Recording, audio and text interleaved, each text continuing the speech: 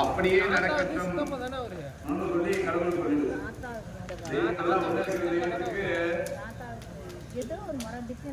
உங்கள்கிட்ட இருக்கக்கூடிய காசு பணம் தேவையில்லை. அதுக்கெல்லாம் உங்களுடைய அன்பதான் சுவாமி கேட்குது.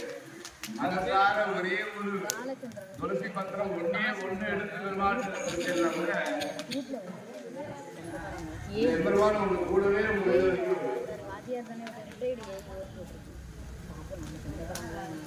இந்த வேத மந்திரங்கள்லாம் காதல கேட்கும் போது உடவே நல்லா இருக்கு. பத்திலாம் இன்னைக்கு வீட்டுல வந்து குழம்பு பண்ணினேன், ரசம் பண்ணினேன், வீட்டுல வீட்டுக்காரர் அடிச்சாரு, இதெல்லாம் சொல்லிட்டு இதெல்லாம் பேசிட்டு இருந்தேன்னாக்க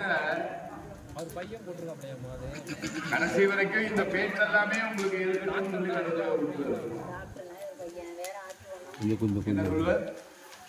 இப்ப நீங்க பேசிட்டு இருக்கிறபடியே பேசிட்டே இருங்க கடைசி வரைக்கும். என்னுடைய அனுகிரகம் உங்களுக்கு தேவையில்லை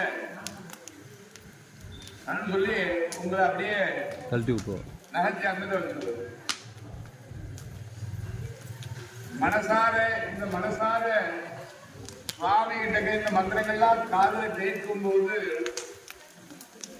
பெருமானே ஆஞ்சநேய சுவாமி பஞ்சமுகத்தை வச்சிருக்க, பெரிய விஸ்வரூபங்கள்லாம் எடுத்துருக்க, என்னுடைய துறையையும் கேட்டுள்ளாதான் என்னுடைய வீட்டில் இந்த மாதிரி உள்ள கஷ்டங்கள்லாம் ஏற்படுறது சொல்லி யாருக்கு கல்யாணம் ஆகலையோ, கல்யாணம் ஆகல, குழந்தை பிறக்கல, குழந்தையெல்லாம் நல்லா படிக்கணும், ஏதோ க்ஷேமமா இருக்கணும், அதாவது உலகம் நல்லா இருக்கணும், என்னைய சுத்தி இருக்கிறவா எல்லாரும் நல்லா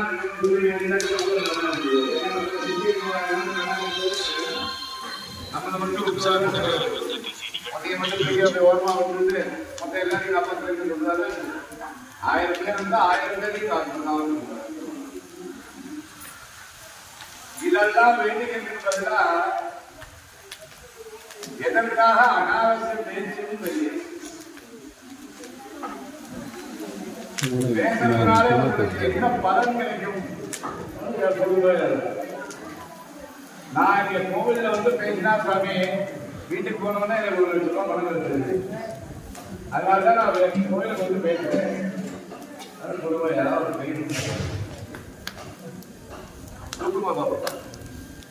யாருமே கிடைக்கலையா?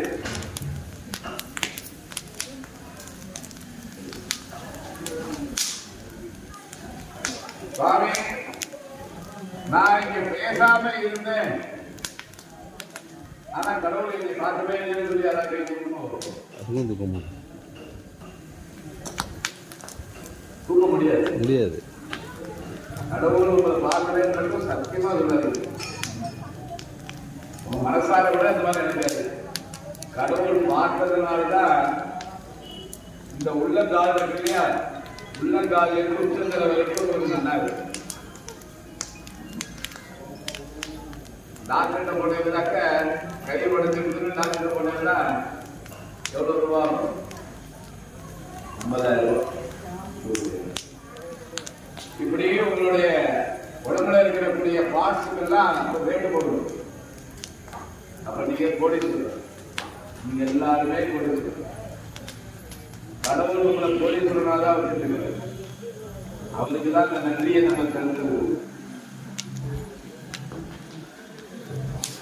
ஹார்ட் முடியாதாக்க லட்சக்கணக்கில் வாங்கலாம், கோடிக்கணக்கில் வாங்கலாம். இதெல்லாம் நல்லா வச்சிருக்க பகவான். அப்புறம் அவருக்கு ஒரு தேங்க்ஸ் சொல்லணும். அவர் நம்ம எல்லாம் பிறக்க வச்சு சுசுவா பிறக்க வச்சு எப்ப நீங்க அம்மாவுடைய வயசுலேருந்து வெளில வரையோ அப்போ எல்லாத்தையும் அனைத்து விதமான செல்வத்தையும் கொடுத்துதான் உங்களுக்கு உங்களுக்கு உண்டான அத்தனை விதமான கோடிக்கணக்கான ரூபாய்கள் வேண்டும்னாக்க அதையும் கொடுத்துதான் உங்களுக்கு பாவம். அவருக்கு தெரியல, இவெல்லாம் நம்ம கிட்ட வரமாட்டா தெரியாம உங்களுக்கு கொடுத்துடுறாரு. அவர் திருப்பி கேட்கிறாரா என்ன 10 லட்சம் ரூபாய் கொடுத்த 20 லட்சம் ரூபாய் பண்ணா கேட்கிறாரா என்ன? நீ வீட்டுல வடிச்சு இருக்கிற சாப்பாடு கூட இருக்குது. எப்படி இந்த தெய்வத்தை வரும்? எப்படி ஒரு ஏமாந்தவில்லை, ஏமாந்து கடவுள்னா ஏமாந்து போயிடுச்சு நம்மளுக்கு. ஏன்னா நான் எல்லாத்தையுமே உங்களுக்கு கொடுத்துட்டேன்டா, திரும்ப திரும்ப என்ன வந்தீங்கன்னு தெரிஞ்சு சரி எல்லாத்தையும் கொடுத்துட்டா எல்லாமே எங்க தம்பி அதெல்லாம் காரணம் அது உன்னுடைய கர்மா. உன் வீட்டில் இருக்கிறீங்க உன்னுடைய கர்மா கொஞ்சம் கொஞ்சமாக குறையும். ஓடியிருந்தது 99, 98, 97, 94 குறையும். எங்கேயாவது ஏறதா வருதுல ஏறதுக்கு என்ன பண்ணணும்? சுவாமி கிட்ட மனசார நீங்களும் உங்களுக்காக ஏன் உங்களுக்கு கிடைக்கல? உங்களுக்கு வந்து கிடையாது. வந்தா சுவாமியை பார்க்க கிடையாது. பக்கத்தில் இருக்கிற அவருடைய உடலை என்ன விளையாட்டு அப்படியே வந்தாலும் அடுத்தவங்களுக்கு இருக்கிறவங்க வந்து 1 கோடி ரூபாய் வச்சிருக்கா, எனக்கு 2 கோடி வேணும் கேட்கறது. ஒரே ஒரு சூட்சமும் உங்களுக்கு கடவுளுக்கு மட்டும் போய் மனசாக கொடுக்கணும் கேட்காது. ஏன்னா அது செய்யப்படுவது அதாவது தயார் செய்யப்பட்டது மனசாக கிடையாது, மனிதனால் செய்யப்பட்டது. அந்த அனைத்து விதமான செல்வத்தையுமே எனக்கு கொண்டு வந்து இருக்கு. அந்த உங்களுக்கு எல்லாமே கிடையாது. மனிதனால் கண்டுபிடிக்கப்பட்ட எல்லா காலையும் நம்ம கஷ்டப்பட்டிருந்தால் என்னென்ன சொல்லுவோம்? முதல்ல செல்வம், அடுத்தது ஆசை. நிறைய இதை விட அதுக்கு வேணும், அதை விட அதுக்கு போகணும், அதை விட அதுக்கு போகணும்னு சொல்லி ஆசைகள் நிறைய வர வர நம்ம தப்பு பண்ண ஆரம்பிச்சோம். தப்பு பண்ணும்போது நமக்கு என்ன தேவையானது எந்த நேரத்துல கொடுக்கணும்? புத்தன் புத்தகத்தில் இருக்காரு, என்ன ஓடி போகணும், 9ஆம் உங்ககிட்ட இருக்கு. தெய்வத்துடைய கிருபை, தெய்வத்துடைய அனுகிரகம் உங்ககிட்ட இருக்குது. அந்த தெய்வத்துடைய அனுகிரகம் வேணும்னாக்க குருவோடைய அனுகிரகம் தேவை. அந்த குருவோடைய அனுகிரகம் இருந்தால்தான் தெய்வத்துக்கு தான் நம்ம போகணும். மாதா பிதா குரு தெய்வம். அம்மா முதல்ல ஒரு குரு. ஒரு குழந்தைகளுக்கு முதல் குரு யாருன்னு கேட்டதுன்னா அம்மா. குழந்தை பிறந்த உடனே அது வாழ்வாறு கத்துது, அழுது. எதுக்காக அழுது? பசி, அதுக்காக அழுது. அந்த பசியை ஆற்றக்கூடிய பால் சுரக்கக்கூடிய இடத்தை காட்டும் போது நம்ம முதல் குருவார். இது கண்டா அவனுக்கு உயிர் நாடி சொல்லும் போது ஒரு விஷயத்தை காட்டுறேன்னா நீ குரு. அப்போ முதல் குரு அம்மா. 2வது குருவும் அம்மாவே இல்லை. அப்பா அதுக்கு முன்னாடி நாங்க அவங்க அப்பான்னு அதெல்லாம் பண்ணிக்கலாம். ஆனா அம்மா தான் அப்பாவை காட்டணும். இதுதான் தர்மசாஸ்திரம் சொல்லுது. அப்ப 2வது குரு அம்மா. 3வதாக இருக்கக்கூடிய தந்தையானவர் இந்த ஆசான்கிட்ட போய், இந்த இடத்துக்கு போய், இந்த இடத்துல போய் கல்வியை கற்றுக்கொள், இவருடைய இருந்து நல்லது கிட்டதான் கத்துமையை கிட்டவா அப்படின்னு சொல்லி காட்ட வேண்டிய ஒரு குரு. அப்போ 3வதாக இருக்கக்கூடியவர் அப்பா, ஒரு குரு. சரி, குருநாதர் என்னதான் பண்றாருனாக்க, குருநாதர் இல்லாத நீங்க எல்லாம் இல்லை. எங்க ஒரு 1000 ரூபாய் 10 ரூபாய் நோட்டா தரேன், எங்க எங்க வரும்? ஒண்ணுமே படிக்க தெரியாத ஒரு குழந்தைகளுக்கு கொடுத்த என்ன சொல்லுவோம்? என்ன ஞானத்தை கொடுக்கக்கூடியவர். உன்னுடைய உறுப்புள்ள மங்கி போய் ஒரு மூளைய பிரகாசிக்க வேண்டிய மிகவும் முக்கியமான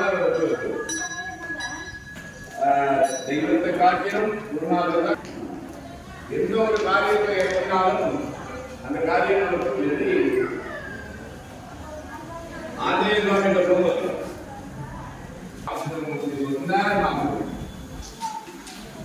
ஒருத்தர் சொன்னார், நான் அவனை அனுப்பிச்சேன்.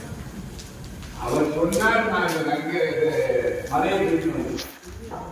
இந்த ஆலயத்துக்கு முடிஞ்ச இதுக்குள்ள தண்ணி வந்து ஒரு வாதிக்கு இங்க எல்லாம் அந்த கோயிலுக்குள்ள பயன்படுது.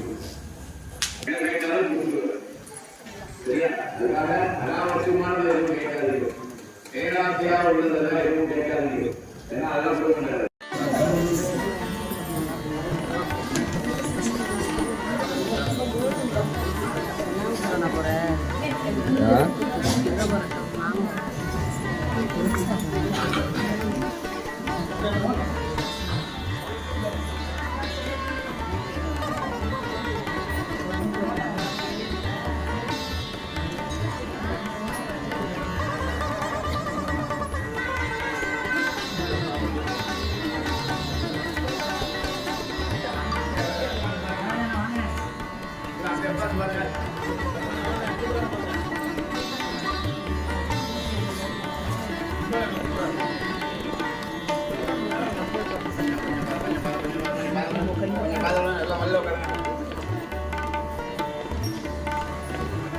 கொஞ்சம்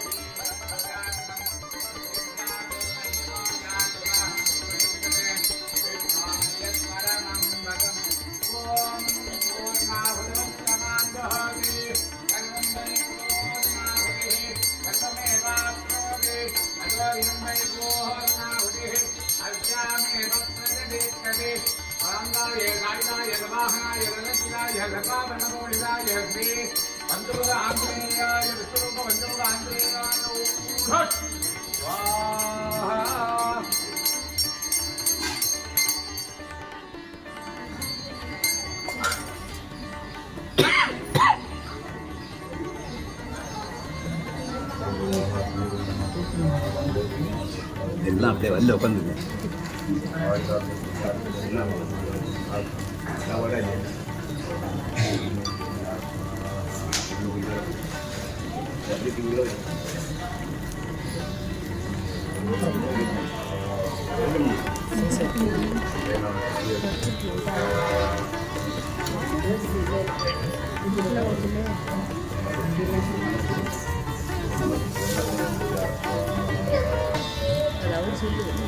Thank you.